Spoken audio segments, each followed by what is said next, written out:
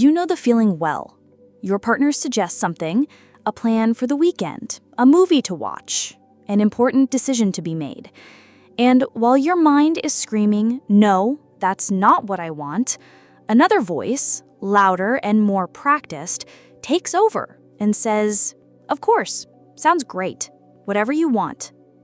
And in that moment, you feel that familiar knot in your stomach, a kind of silent erasure, the feeling of having disappeared a little so that peace could reign.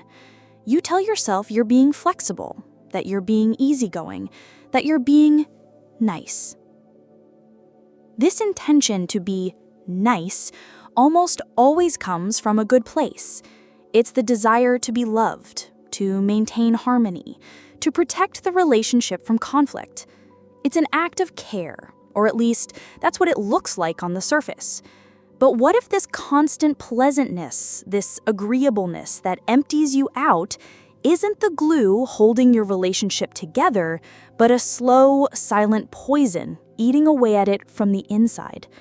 What if your effort to never rock the boat is the very thing that is slowly sinking it in a sea of resentment and distance?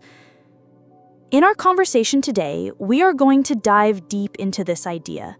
We will unmask the illusion that being nice is the same as being genuinely good and kind. We will explore how this pattern of behavior, often learned as a form of survival, may be secretly sabotaging the intimacy, passion, and trust you most want to build. This is not a path to guilt, but to clarity. It's an invitation to understand why you do what you do and to discover a more courageous and authentic way to connect, a way that doesn't require you to disappear for love to exist. The critical error we make is confusing niceness, which is rooted in fear and people-pleasing, with genuine kindness, which is rooted in strength and authentic compassion.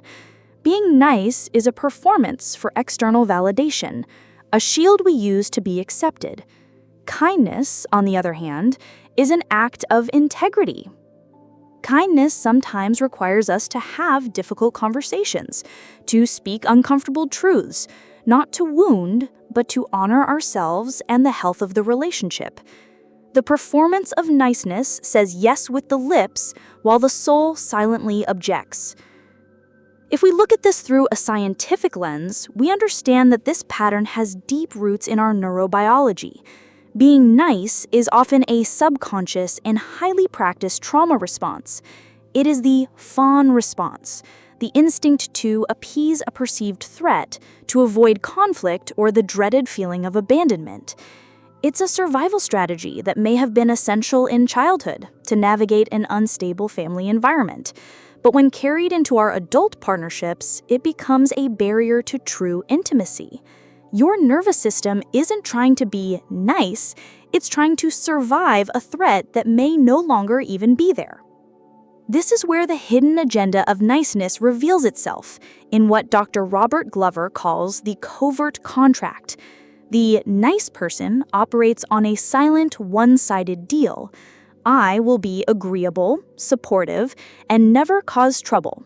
And in return, you will meet my needs without me having to ask. You will love me, and you will never leave me. This contract is doomed to fail because the other person doesn't even know they've signed it. And when your needs aren't magically met, the silent disappointment begins to curdle into bitter resentment. Let's consider a real-life script. Your partner makes plans for the weekend without consulting you. The nice response is to smile and say, "Sounds great, whatever you want," while on the inside, you feel invisible, erased. The kind and also courageous response is to take a breath and authentically state, "I'm happy you're thinking about our weekend. I would love it if we could decide together because I have some ideas too." The first response avoids momentary conflict. The second one builds a lasting relationship. The emotional cost of always swallowing your true feelings is immense because suppressed emotions don't just disappear, they metabolize.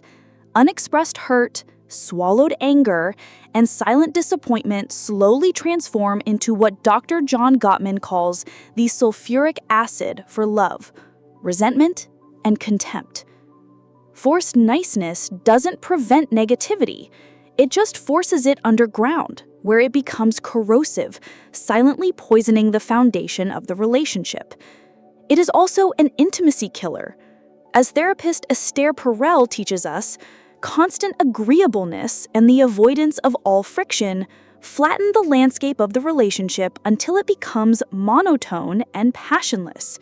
Authentic desire requires a degree of tension, of separateness, of two distinct individuals meeting. The paradox is that the very behavior you use to keep your partner close, this absence of any disagreement, is often what kills the erotic spark and curiosity that brought you together. This leads us to a common trap, the human giver syndrome. The nice person often becomes the designated giver, feeling responsible for the emotional well-being of the taker. It's an exhausting, one-way dynamic that leads to burnout, a profound loss of self, and the feeling that your own needs are an unacceptable burden on the relationship. You stop asking yourself, "What do I want?" because the question itself feels selfish. There are subtle signs that your niceness is a red flag. You find a secret sense of relief when your partner has to cancel plans. You find it easier to complain about your partner to a friend than to voice a concern directly to them. You fantasize about running away, not because of a big fight, but because of the crushing weight of unspoken words, of an unlived truth. The courage to be kind, trading fragile niceness for resilient connection.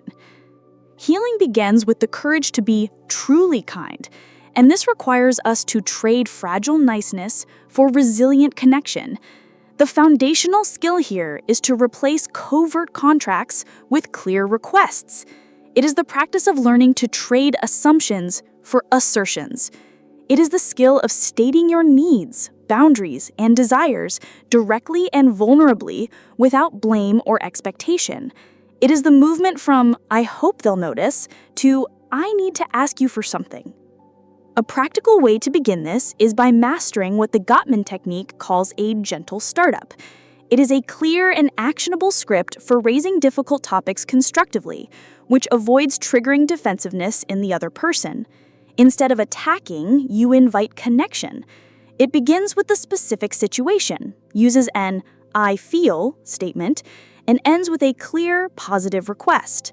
For example, when our weekend plans get made without us talking about it, I feel a little left out. What I need is for us to be able to dream up those moments together. The perspective of Brené Brown helps us reframe the ultimate goal of a relationship. The goal is not to be pleasant and invulnerable.